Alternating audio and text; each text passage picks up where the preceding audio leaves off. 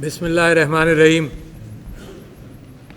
محترم جناب پیر نور الحق قادری صاحب، وفاقی وزیر برائے مذہبی امور و بین المذاہب ہم آہنگی، محترمہ شنیلا رتھ صاحبہ، پارلیمانی سیکرٹری وزارت مذہبی امور و بین المذاہب ہم آہنگی، جناب آفتاب جہانگیر صاحب، پارلیمانی سیکرٹری وزارت مذہبی امور، محترم طاہر اشرفی صاحب، چیلا رام صاحب، میرے دوست سب لوگ، محترم وفاقی وزراء، ممبران قومی اسمبلی و سینٹ، سفراء اکرام اور قابل احترام بشپ صاحبان، اقلیتی برادری کے بھائیوں اور بہنوں، معزز خواتین و حضرات، آپ سب کو السلام علیکم۔ اس تقریب کے توسط سے مجھے ہمیشہ جب بھی میں شریک ہوا ہوں مجھے بڑی خوشی ہوتی ہے کہ پاکستان کے اندر اس اتحاد کی بات کی جائے جو بے انتہا ضروری ہے اور جو دنیا کے لیے اس وقت ایک مسئلہ بنا ہوا ہے۔ اور میں جب بھی یہ بات سوچتا ہوں تو میں اپنے آپ کو تصور کرتا ہوں ایک انسان اور ایک مسلمان، لہٰذا میری وراثت جو ہے، سوچ کی وراثت، ذہن کی وراثت، وہ ریاست مدینہ سے شروع ہوتی ہوئی اور ارتقاء جو مسلمانوں کا ہوا اس سے چلتی ہوئی، علامہ اقبال کے خیالات سے فائدہ اٹھاتی ہوئی، قائد اعظم محمد علی جناح کے پیغام سے، پھر آج کے آئین، ان پاکستان کے آئین سے، اور پھر آج کے پارلیمان سے وابستہ ہے اور آج کے مسائل سے۔ تو لہٰذا میں جب احاطہ کھینچوں گا تو بالکل ایسے ہی کھینچوں گا جیسے میں اپنے ذہن میں کھینچتا ہوں۔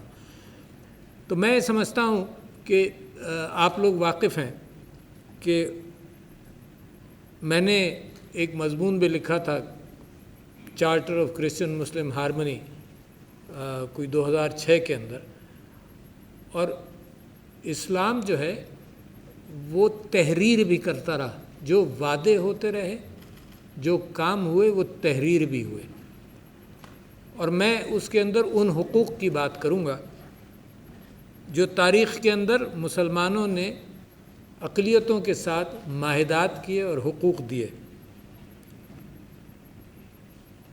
اس میں سمجھتا ہوں کہ صحیفہ مدینہ ایک بنیاد بنتی ہے۔ جب حضور اکرم صلی اللہ علیہ وسلم مدینہ جاتے ہیں تو ایک پیکٹ ہوتا ہے نان مسلمز کے ساتھ اور مائنارٹیز کے ساتھ، لکھ لی جاتی ہے بات کہ کس کا رویہ کیسا ہوگا، کس طرح سے حقوق کی پاسبانی کی جائے گی، وہاں سے بات شروع ہوتی ہے۔ پھر اس کے بعد نجران کے لوگوں کے ساتھ ایک معاہدہ ہوتا ہے، اس کے اندر بھی اقلیتوں کے اعتبار سے وہ معاہدہ ہوتا ہے کہ ایک دوسرے کے ساتھ ہم کیا سلوک کریں گے۔ پھر وہ چارٹر کا میں نے ذکر کیا، حضرت عمر جب یروشلم گئے اس زمانے کے اعتبار سے بھی اس بات کا ذکر ہے کہ ان کا بھی معاہدہ ہوا۔ اچھا، ان چیزوں کے اندر، ان معاہدوں کے اندر ایک بنیادی چیز کیا ہے؟ پھر حضور اکرم صلی اللہ علیہ وسلم کا آخری خطبہ بھی آپ مت بھولیے گا، اس کو میں بعد میں لاؤں گا۔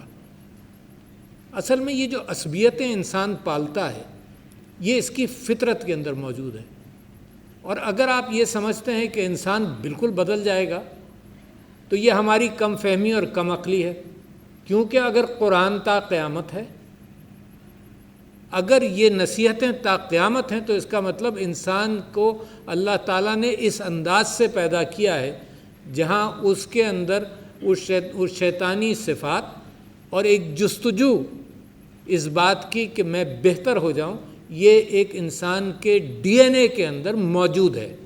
لہٰذا مجھے کوئی ایسی کیفیت اور کوئی غلط فہمی نہیں ہے کہ اچانک انسان فرشتہ بن جائے گا۔ نبیوں کے علاوہ، میرے نبی صلی اللہ علیہ وسلم کے علاوہ، ہر انسان خامیوں اور خوبیوں کے ساتھ پیدا ہوتا ہے، اور یہ جستجو اس کی بچپن سے شروع ہوتی ہے کہ اس کے درمیان ایک میزان کی کیفیت لے کر لائے، اور یہ سٹرگل اس کی زندگی بھر کی سٹرگل ہے کہ میں اچھا رویہ اختیار کروں، میں اچھے کام کروں۔ لہٰذا اگر آپ دنیا کی تاریخ سے واقف ہیں تو جتنے چنگیز خان نے انسانوں کو مارا ہوگا اس سے کہیں زیادہ انسان پہلی جنگ عظیم میں مارے گئے۔ سویلائزیشن تو ترقی کرتی رہی نا، مگر فطرت انسانی کا مقابلہ میں اور آپ کرتے ہیں اپنی زندگیوں کے اندر. قومیں اپنی تاریخ کے اعتبار سے وہ چارٹر جو میرے نبی نے، حضرت عمر نے جو معاہدے کیے ان سے اسپرٹ لیتے ہیں. حضور اکرم صلی اللہ علیہ وسلم نے آخری خطبے کے اندر اعلان کیا کہ عربی اور عجمی میں کوئی فرق نہیں. ایک سمبولک کیفیت، یہ تو مسلمان ہی تھے نا، عرب اور عجم کے مسلمانوں کے درمیان بھی انہوں نے کہا کہ ان لوگوں میں کوئی فرق نہیں. کیوں؟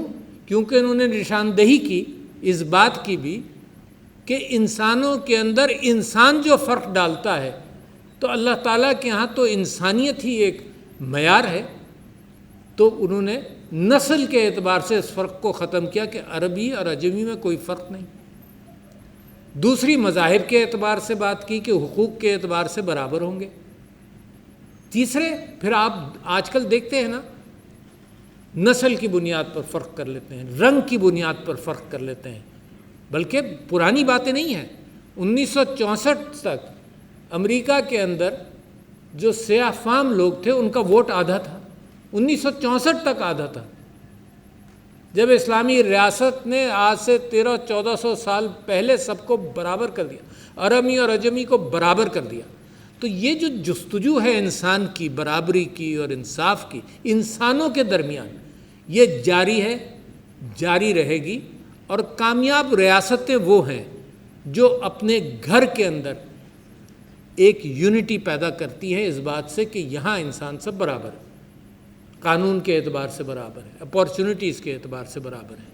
تو یہ ایک سٹرگل ہے جو جاری رہے گی. لہذا اس کے اندر ہی ریاست پاکستان آتی ہے کہ ریاست پاکستان کا ایک خواب ہے کہ ریاست مدینہ کے اصولوں کو اپنائے بھی، اور ان اصولوں کے اندر کیا چیزیں ہیں جو رائٹس. میں سمجھتا ہوں میں آج قانونی بات آپ سے کروں گا کہ جو معاہدے حضور اکرم صلی اللہ علیہ وسلم نے کیے اور جو چارٹر جس کے متعلق لوگ کہتے ہیں کہ اس کے اندر شاید کچھ بڑھا دیا گیا ہو، کچھ کم کر دیا گیا ہو، مگر وہ پرنسپلز کے اعتبار سے بالکل آیا ہے. وہ پرنسپلز کیا تھے؟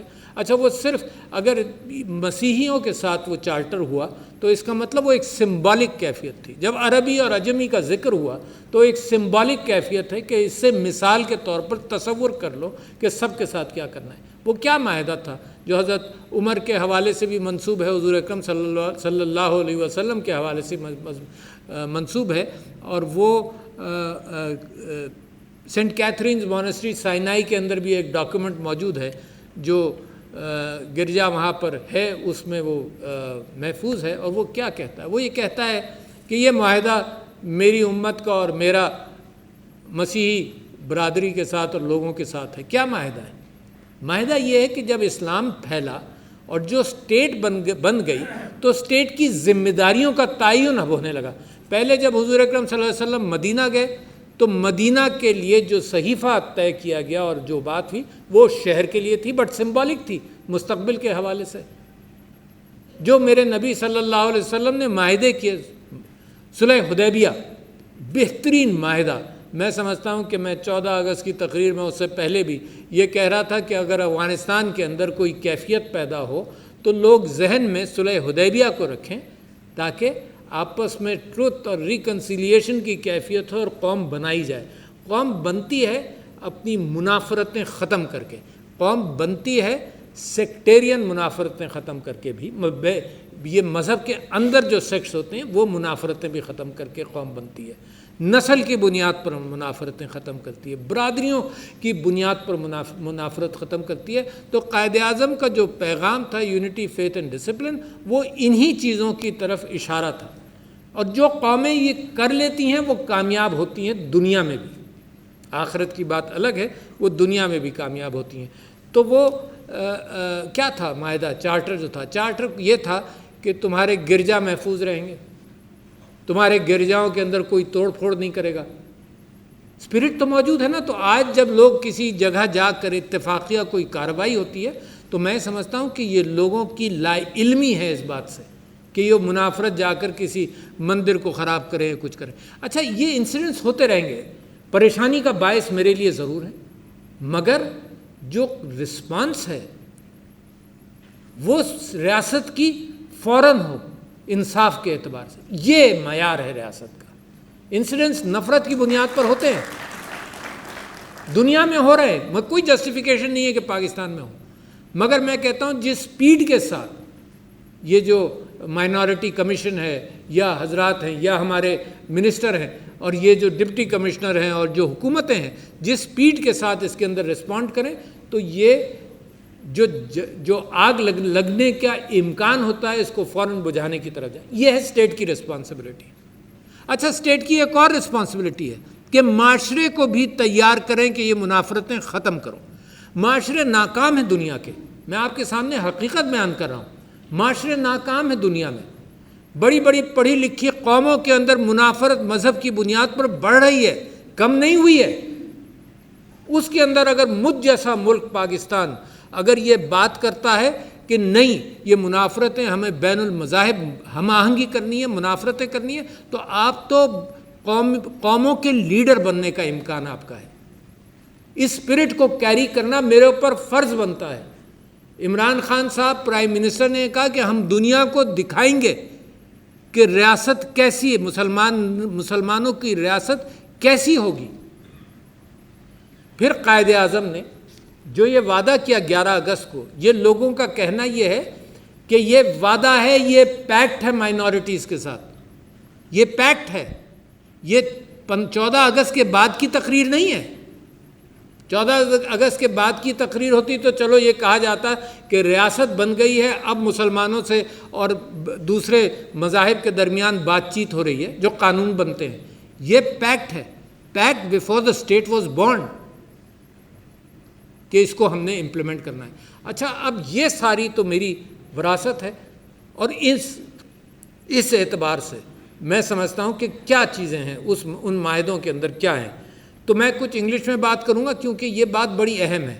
کبھی غلط فہمیاں، ایک پچھلے سال یا اس سے پہلے ایک بات میں نے کہی تھی، وہ غلط فہمیوں کی نظر ہو گئی، مگر دنیا کو یہ پیغام جانا چاہیے. دنیا کے اندر عمران خان صاحب ہمارے پرائم منسٹر اسلامو فوبیا کے اعتبار سے دنیا کو کہنا چاہتے ہیں کہ یہ تعصب جو ہے یہ ختم کرو. اور یورپ تو تازہ گزرا ہے اس تعصب سے یہودیوں کے خلاف. لہٰذا جو ہم کہہ رہے ہیں وہ کہہ رہے ہیں کہ یہ تعصب جو ہے یہ قوموں کو توڑ دیتا ہے. آپ نے ابھی مثال دی کہ کرتارپور کا ایک مثال ہے. میں سمجھتا ہوں آپ دیکھیے دنیا میں ہو کیا رہا ہے. یروشلم سکڑتا جا رہا ہے اور کرتارپور جیسا کوریڈور کھل رہا ہے. تو لیڈرشپ ہے کہاں؟ لیڈرشپ پاکستان میں. بڑی مثال ہے. یعنی یہ کہ آپ نے بغیر ویزا کے، بغیر پاسپورٹ کے، ایک وہ ملک جو کبھی کبھی اپنے آپ کو پوزیشن کرتا ہے کہ وہ دشمن ملک ہے، وہاں کے لوگوں کے لیے آپ نے کھول دیا، اپنے سکھ بھائیوں کے لیے آپ نے کھول دیا. کیا ہو؟ تو یہ ہے وہ مثال جو دنیا میں قائم ہوگی، اور یہ قیادت اللہ کا شکر ہے کہ پاکستان کے پاس ہے.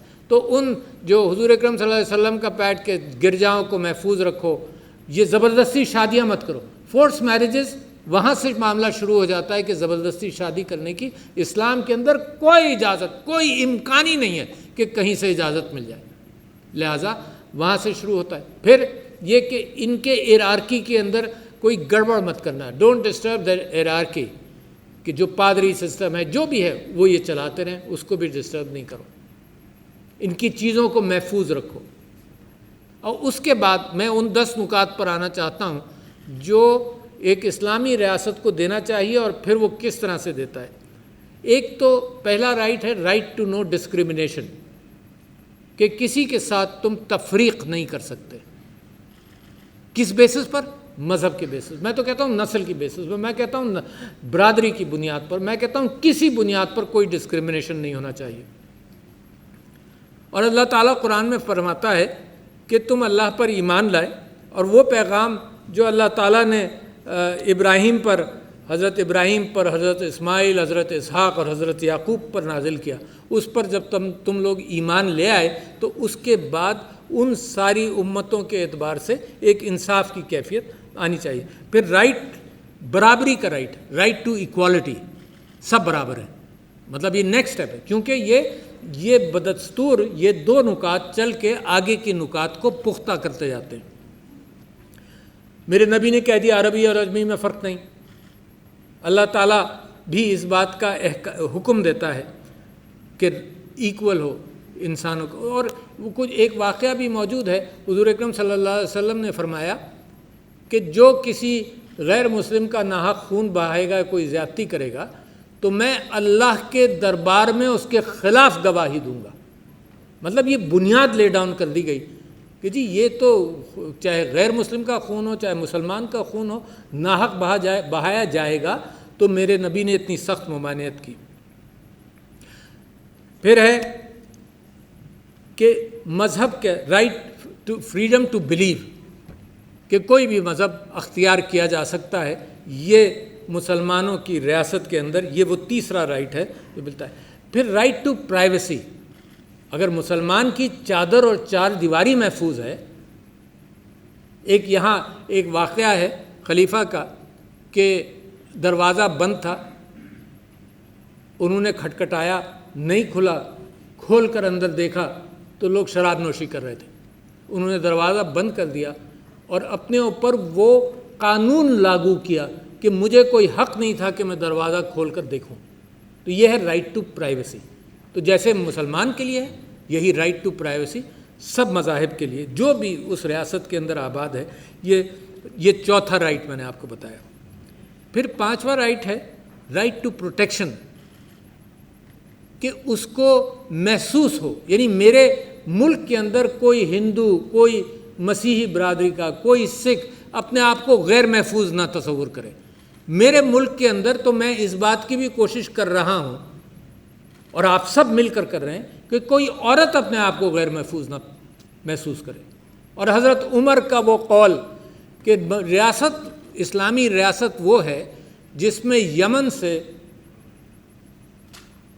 یمن سے عجم تک کوئی عورت رات کو زیور پہن کر بھی جا رہی ہو تو وہ اپنے آپ کو محفوظ محسوس کرے. تو یہ رائٹ فار پروٹیکشن ہے، بے انتہا ضروری ہے.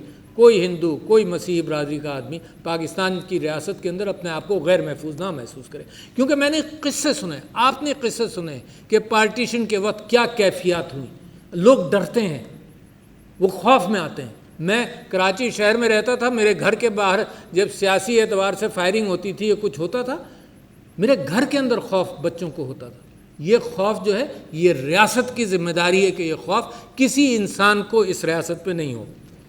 پھر چھٹا ہے کہ right to donation and charity. اچھا، حضور اکرم صلی اللہ علیہ وسلم نے یہودی خاندان کو بھی خیرات کی.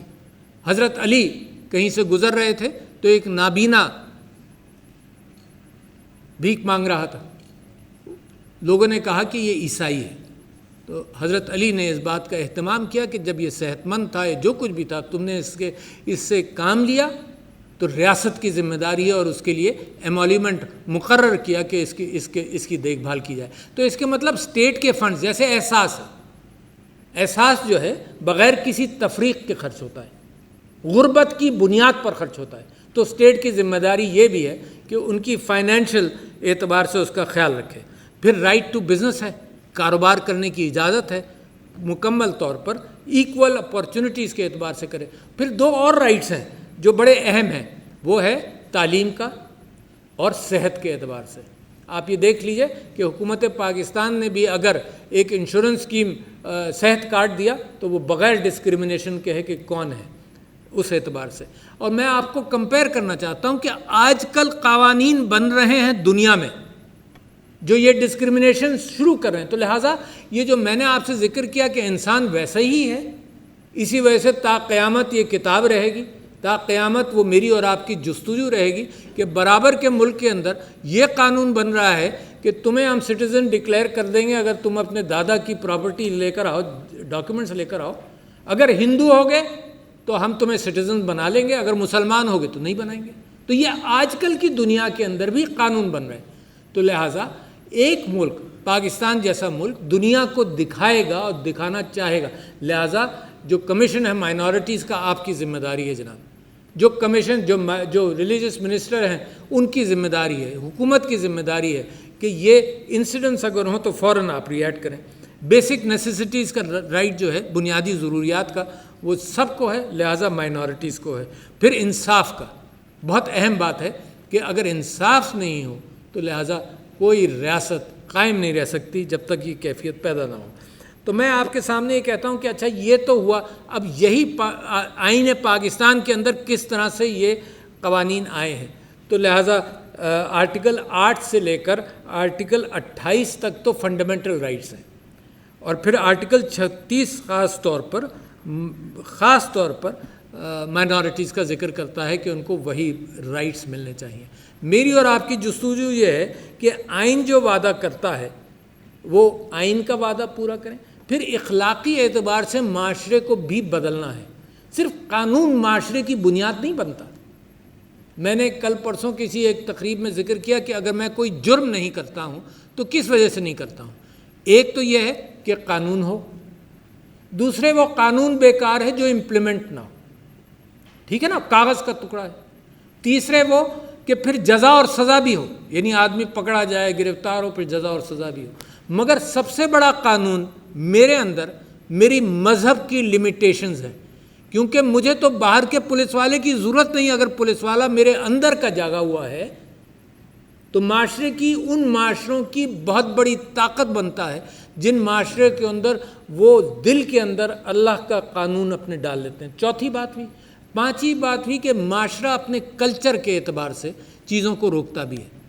معاشرہ روکتا ہے، یہ قانون کا انتظار نہیں کرتا، معاشرہ پولیس والوں کا انتظار نہیں کرنا چاہیے، معاشرے کو خود روکے، کیونکہ فاسق، جھوٹے، لڑانے والے لوگ معاشرے میں موجود ہوتے ہیں، کم فہم ہوتے ہیں، جن کو عقل اتنی نہیں ہے، جن کو علم نہیں ہے، یا علم کے باوجود وہ تعصب کی جڑ کو پکڑے ہوئے ہیں، تو ان کے لیے معاشرے کی ذمہ داری ہے۔ تو لہٰذا ہم وہ معاشرے کو تشکیل دینا چاہتے ہیں جو ریاست مدینہ بنائے۔ ریاست مدینہ اسٹیٹ نہیں بناتی، اسٹیٹ وہ ہائی ویز بناتی ہے جو ریاست مدینہ کی طرف جا رہے ہوں۔ ان ہائی ویز پر چلنے والے میں اور آپ ہیں، میں یہ ریاست ہوں، آپ یہ ریاست ہیں۔ لہٰذا میری اور آپ کی ذمہ داری ہے کہ بنیادی اخلاقیات سے عاری کیفیت پیدا نہ ہو۔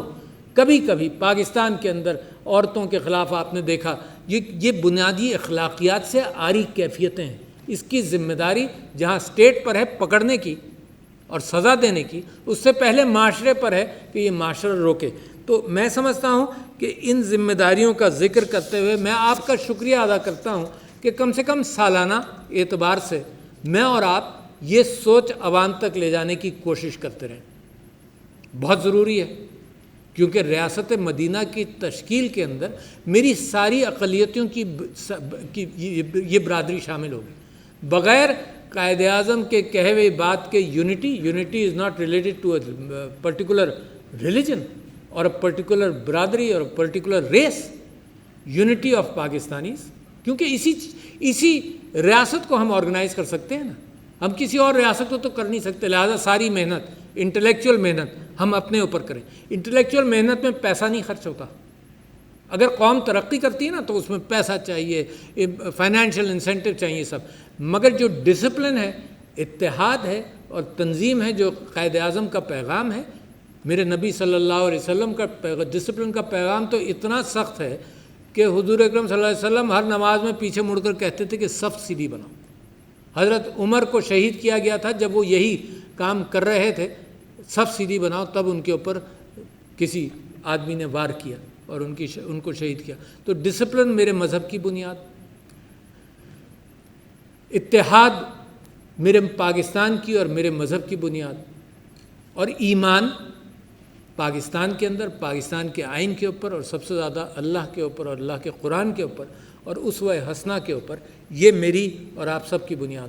تو میں آپ کا مشکور ہوں کہ یہ موقع مل جاتا ہے آپ کے ساتھ دل کی بات کرنے کا، اور یہ موقع مل جاتا ہے۔ میں نے نیت یہ کی تھی کہ کچھ باتیں انگریزی میں کہوں گا، کیونکہ یہ میسج جو ہے، پاکستان کا پیغام اور اسلام کا پیغام، اس وقت دنیا کو اس بات کی ضرورت ہے، دنیا کو، یونائٹڈ نیشنز کو اس بات کی ضرورت ہے کہ انصاف کی بنیاد پر اور بین الاقوامی، بین المذاہب ہم آہنگی کی جو ضرورت ہے، وہ اسپرٹ انشاءاللہ پاکستان سے بھی جائے۔ تو خواتین و حضرات، آپ کا بے انتہا شکریہ۔ السلام علیکم۔